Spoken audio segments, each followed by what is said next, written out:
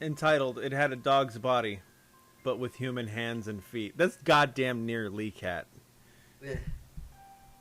Yeah, Lee Cat. I was spending a month with my cousins at my grandmother's house. It was August, and my cousins' ages ranged from 10 to 15. I was the oldest, being 15. I was staying up with a 10, 13, and a 14-year-old, staying up, telling scary stories. But one night, a few weeks in, we decided to make a campfire out back.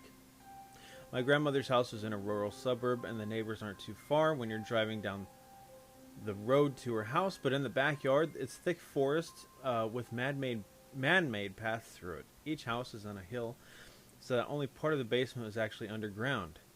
That isn't important until later, though. So we're towards the east side of her yard and a smallish patch of open land. You couldn't see the neighboring yards from there, and there was probably 3/4 mile to each side of us that belonged to my grandmother.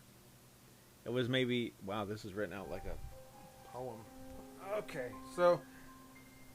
It's weird how we blocked this out.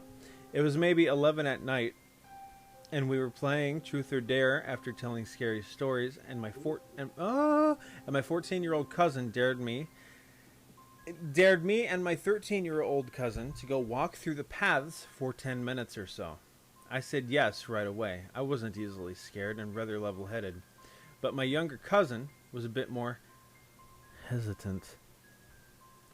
We didn't bring a flashlight because it wasn't pitch dark yet, and we could see enough to not die. We were walking through the paths for about 5 minutes and could barely see the fire through the trees when we decided to turn. In the middle of the path was a large, dog-like creature hunched over with its front hands an inch from the ground. Oh.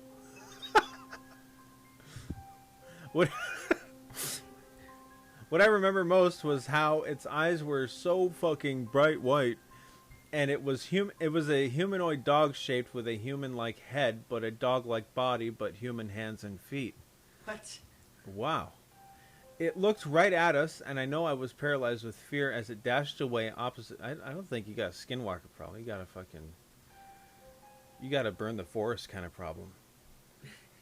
And it ran away from us towards a creek that ran through the yard. Eventually, my cousin and I screamed bloody murder at each other, and my grandma ran to us. I don't remember much here because I was really disoriented and I couldn't think properly. But I did wake up in bed. So I assumed that I was brought up to the house. All the kids slept in the basement in a big room with sliding glass doors to the outside. Oh, shit. That's like Nerf Pig's house, Zooty. Really? As the room was on the one side that wasn't underground, my bed was pressed against the big glass window. Ooh. Oh, come on. Come on. Come on. And I could see my cousins playing outside down below.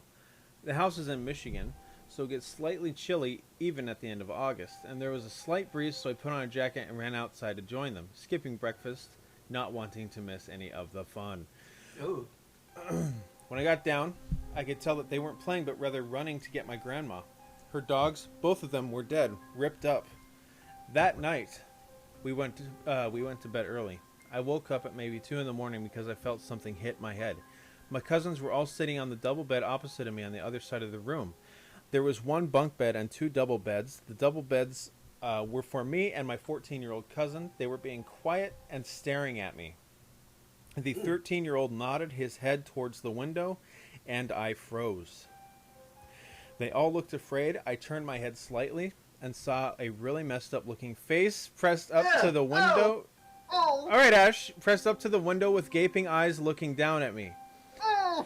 I screamed so loud and it bolted. My grandma called the police after I told her what happened, and they found nothing. I went home after that and never been there during the night again. Well... Well, that's horrible. Oh. I so picture that. Oh. I